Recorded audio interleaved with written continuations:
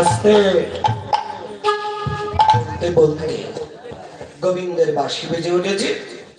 রাধারানী শোনা মাত্র কেঁদে কেঁদে বলছে, ও ললিতা, তোরা তো সবাই মিলে কৃষ্ণকে ভুলে থাকতে বললি, আরে ওই সর্বনাশা বাঁশিটা এই অভাগিনীর নাম ধরে ধরে যদি এমন করে বাজে, আমি কি করে ভুলে থাকবো বলতো ললিতা?